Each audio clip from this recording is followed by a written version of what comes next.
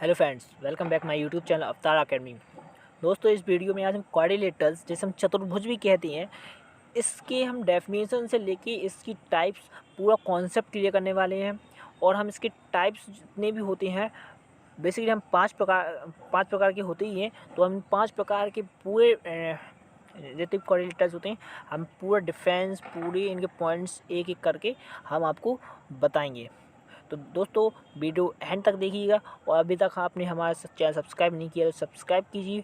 और अगर आपको हमारा वीडियो ये अच्छा लगे तो लास्ट में लाइक करना भी मत भूलिएगा। तो दोस्तों, वीडियो शुरू करते हैं। तो दोस्तों, क्वाड्रिलेटर्स हम इसकी पहले डेफिनेशन देखेंगे। तो हम डेफिनेशन पढ़ रहे हैं। चार रेखाखंडों से घिरी आकृति को चतुर्भुज कहते हैं। रेखाखंड क्या है? लाइन सेगमेंट्स, जिसे हम इंग्लिश में लाइन सेगमेंट्स कहते हैं। यानी कि लाइंस के पार्ट्स, जो लाइन एक दूसरे को इंटरसेक्ट करती हैं और वो एक छोटे मतलब पार्ट्स में डिवाइड हो जाती हैं, तो उन्हें हम लाइन सेगमेंट्स कहते हैं। तो मैं दोस्तों ड्रॉ करके बताने वाला हूँ कि आखिर लाइन सेगमेंट्स और ये क्वाड्रिलेटर्स बनते कैसे हैं। तो दोस्तों, हम मान सकते हैं कि कोई लाइन इस तरह से जा रही है, ठीक है, और दूसरी लाइन है वो इसी लाइन को किसी पॉइंट पर इंटरसेक्ट कर रही है। ओके, अब क्योंकि इसमें 4 लाइन सेगमेंट्स है, तो इसमें 4 लाइंस भी होंगी। 4 लाइंस, कहीं से भी कोई लाइंस इसको इंटरसेक्ट कर किसी पॉइंट पे इंटरसेक्ट कर सकती है। तो और हम चौथी लाइन ले रहे हैं यहाँ से। तो हम देख सकते हैं कि 4 लाइन से, और वो 4 लाइंस एक दूसरे को एक लाइन 2 लाइंस के पॉइंट्स पर इंटरसेक्ट कर रही है। जिस तरह से ए लाइन है वो 2 पॉइंट्स पर इंटरसेक्ट कर रही है। ए लाइन यहाँ पर भी इंटरसेक्ट कर रही है, यहाँ पर भी इंटरसेक्ट कर रही है। वो कॉमन है, यहाँ पर भी कर रही है और यहाँ पर भी कर रही है, और ए लाइन यहाँ पर कर रही है। तो हम देख सकते हैं कि यहाँ पर 4 पॉइंट्स बन चुके हैं, और 4 पॉइंट्स बन चुके हैं। तो हम इनको कुछ नाम दे देते हैं। तो हम इसको नाम देते हैं ए, इस वाले पॉइंट को बी, इस वाले पॉइंट को सी, इस वाले पॉइंट को डी। तो दोस्तों, हम इस ए बी को देखें तो जो ए से लेकर बी तक है, ए एक लाइन सेगमेंट है, यानी कि लाइन का एक पार्ट। क्योंकि लाइन तो यहाँ से लेकर यहाँ तक और कहीं तक भी जा सकती है, तो एक लाइन सेगमेंट है। और यहाँ से भी लेकर बी सी भी एक लाइन सेगमेंट है, डी सी भी एक लाइन सेगमेंट, और ए डी भी एक लाइन सेगमेंट है। तो इन 4 लाइन सेगमेंट से एक क्वाड्रिलेटरल बनता है, क्योंकि यहाँ पर 4 होते हैं, इससे क्वाड होता है।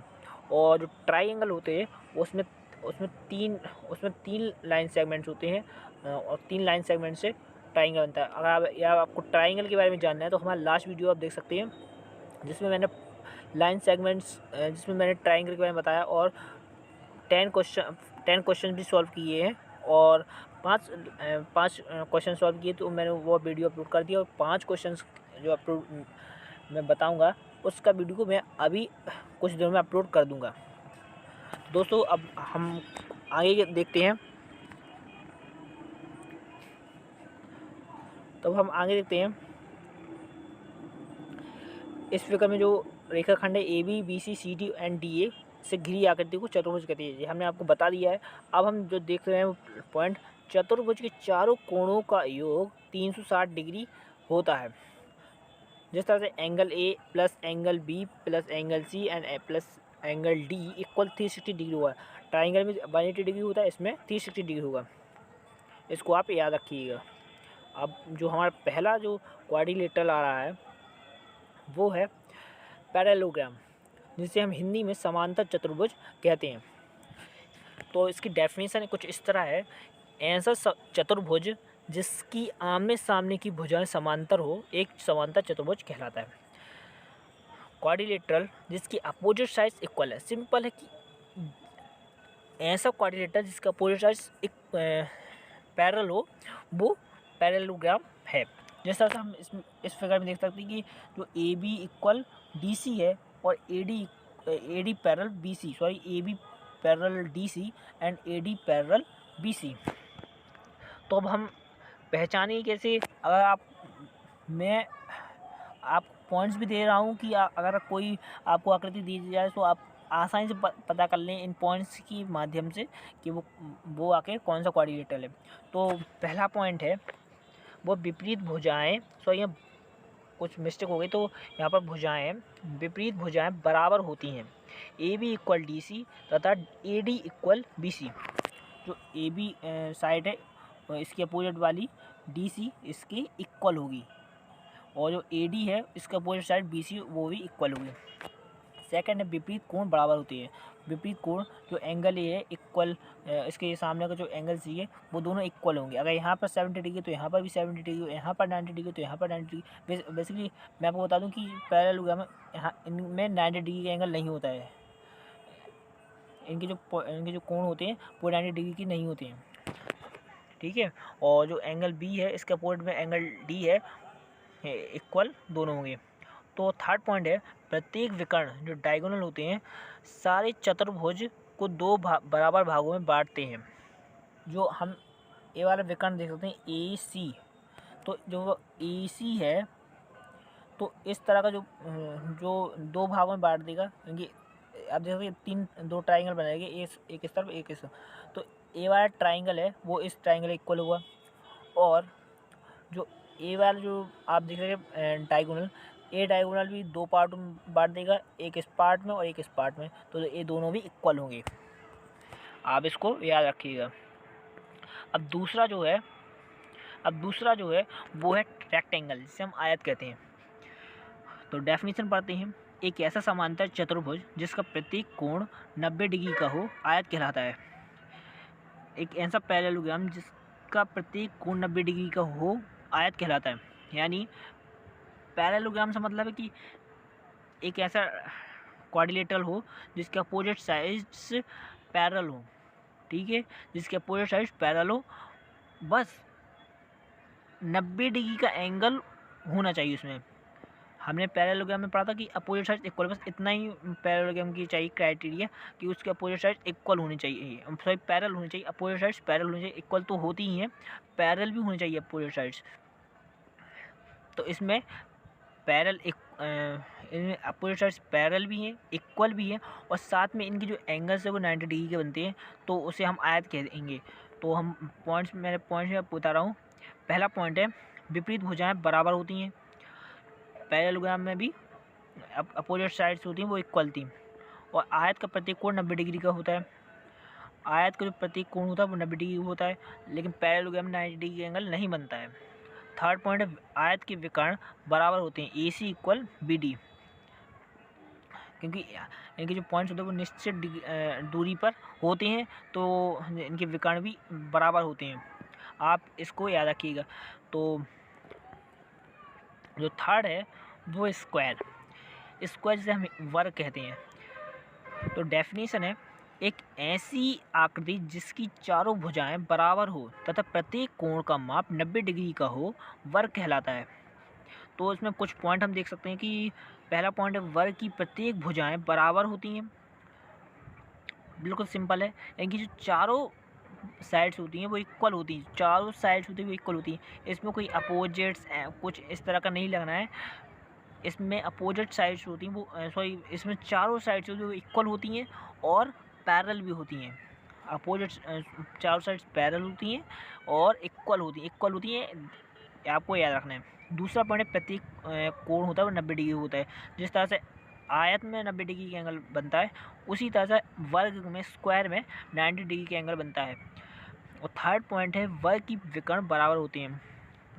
ये भी सिंपल है, जो डायगोनल्स होते हैं वो इक्वल होते हैं। और फोर्थ पॉइंट है वर्ग के विकर्ण एक दूसरे को समकोण पर समद्विभाजित करते हैं। इसका मतलब है जो बी डी हम देख रहे हैं और जो ए सी हम देख रहे हैं ए डायगोनल से, तो यहाँ पर जो एंगल बनेंगे वो 90 डिग्री, यानी कि जो एक दूसरे को जो इंटरसेक्ट करें तो ए समकोण यानी राइट ट्राइंगल बनाएंगे। राइट ट्राइंगल बनाए, चार राइट ट्राइंगल बनेंगे तो 90 डिग्री एंगल इनमें बनेगा। यहाँ पर भी बनेगा, यहाँ पर भी बनेगा, यहाँ पर भी 90 डिग्री का एंगल बनेगा। तो यही हो गया वर्ग। अब हम देखते हैं फोर्थ है वो हमारा रोम्बस। रोम्बस जिसे हम समचतुर्भुज कहते हैं। एक ऐसा समांतर चतुर्भुज जिसकी सारी भुजाएं बराबर हो समचतुर्भुज कहलाता है। तो दोस्तों इसमें भी बिल्कुल सिंपल है। हमने वर्ग में पढ़ा था कि उसकी सारी जो साइड्स होती हैं वो इक्वल होती हैं, इसमें भी कुछ ऐसा ही समांतर चतुर्भुज जिसकी सारी भुजाएं बराबर हो।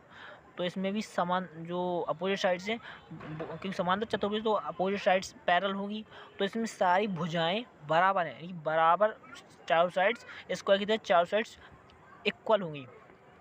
अब पॉइंट से फ़र्क पता चल सकता है कि वर्ग में और रोम्बस में फ़र्क क्या है। तो हम पहला पॉइंट देख रहे हैं, एक समचतुर्भुज में चारों भुजाएं बराबर होती हैं जिस तरह से स्क्वायर में होती हैं। दूसरा पॉइंट है, एक समचतुर्भुज के विपरीत कोणों का योग का माप 180 डिग्री होता है। यानी अब अगर हम जो अपोजिट एंगल्स अगर हम प्लस करेंगे, एंगल ए अपोजिट क्या है एंगल सी, इन दोनों का प्लस करेंगे तो 180 डिग्री होगा, और अगर एंगल बी का प्लस करेंगे एंगल डी से तो 180 डिग्री होगा। यहाँ पे याद रखिएगा। और थर्ड पॉइंट है, समचतुर्भुज के विकर्ण एक दूसरे को समकोण पर समद्विभाजित करते हैं, अर्थात जी उसी तरह है, इस तरह से हमने आपको वर्ग में बताया था कि जो एंगल ओ है, जो दोनों डायगोनल से वो एक दूसरे को राइट ट्रायंगल बनाएंगे वहाँ पर, और समकोण बनाएंगे, 90 डिग्री का एंगल बनेंगे चारों में। तो फ़र्क यही है वर्ग और रोम्बस में कि उसमें उसमें 90 डिग्री एंगल बनेगा, सभी कोणों पर 90 डिग्री एंगल बनेगा, लेकिन इसमें 90 डिग्री एंगल नहीं बनेगा। इसमें जो डायगोनल्स इंटरसेक्ट करेंगे वहाँ पर 90 डिग्री एंगल, यानी एंगल ओ पर बनेगा 90 डिग्री। जो फिफ्थ पॉइंट है वो है ट्रपेजियम, जिसे हम हिंदी में समलंब चतुर्भुज कहते हैं। तो डेफिनेशन कुछ ऐसी है, एक ऐसा चतुर्भुज जिसकी दो विपरीत भुजाएं समांतर हो तथा दो विपरीत भुजाएं समांतर ना हो, एक समलंब चतुर्भुज कहलाता है। तो हम इसमें देख सकते हैं, इसमें दो विपरीत भुजाएं, यानी दो अपोजिट साइड्स पैरेलल होंगी, और दो विपरीत भुजाएं, दो अपोजिट साइड्स पैरेलल नहीं होंगी। दो अपोजिट साइड्स पैरेलल होंगी और दो अपोजिट साइड्स पैरेलल नहीं होंगी। यही समलंब चतुर्भुज है। बस सिंपल सा है। ट्रपेजियम सबसे सिंपल है कि दो अपोजिट साइड्स होंगी, दो अपोजिट साइड्स पैरेलल होंगी और दो अपोजिट साइड्स पैरेलल नहीं होंगी। जिस तरह से हम इस आकृति में देख सकते हैं कि जो angle A B C D जो है वो समलंब चतुर्भुज है, वो ट्रपेजियम है। जिसमें हम देखते हैं ए बी पैरेलल है डी सी के, लेकिन इक्वल से मतलब नहीं है। इसमें इक्वल का कोई रूल नहीं है। इसमें सिर्फ पैरेलल का मतलब है कि जो दो अपोजिट साइड्स होंगी वो पैरेलल होंगी, और दो होंगी वो दो अपोजिट साइड्स होंगी वो पैरेलल नहीं होंगी। तो हम इसमें देख सकते हैं कि पॉइंट्स देख सकते हैं कि पहला पॉइंट, समलंब चतुर्भुज की भुजाएं बराबर नहीं होती हैं। भुजाएं बराबर नहीं होती, कोई भी भुजाएं बराबर नहीं होती है। दूसरा है, समलंब चतुर्भुज की दो विपरीत हो जाए समलंब चतुर्भुज की दो विपरीत भुजाएं, यहाँ गलती हुई, तो भुजाएं समांतर होती हैं तो दो विपरीत भुजाएं परस्पर समांतर नहीं होती है। मैंने आपको बताया कि दो विपरीत भुजाएं समांतर होती है, दो विपरीत भुजाएं समांतर नहीं होती हैं। तीसरा पॉइंट है, एडी तथा बीसी के मध्य को मिलाने वाली रेखा इसकी मध्यिका कहलाती है। यानी जो दो विपरीत भुजाएं होती हैं जो पैरेलल नहीं होती हैं, वो विपरीत भुजाएं जो पैरेलल नहीं होती हैं, उनके सेंटर उनकी सेंटर से, उन दोनों के सेंटर से एक लाइन खींचिए, तो उनकी जो मिड सेगमेंट है, वो लाइन है, वो मीडियन कहलाती है। इसमें ट्रपेजियम में बहुत रोल है मीडियन का, इसमें आप ध्यान रखिएगा। तो दोस्तों, आपको कैसा लगा हमारा वीडियो? अगर आपको अच्छा लगा हो तो लाइक करना मत भूलिएगा, और ऐसी वीडियोज़ के लिए सब्सक्राइब कर दीजिए। मैं ऐसी वीडियोज़ लाता रहूँगा, और मैं कोशिश कर रहा हूँ कि ज़्यादा से ज़्यादा वीडियोज़ अपलोड करूँ, और आपसे ज़्यादा चाहता हूँ। और अगर आपको अच्छा लगा तो लाइक, सब्सक्राइब और शेयर ज़रूर कीजिएगा। धन्यवाद।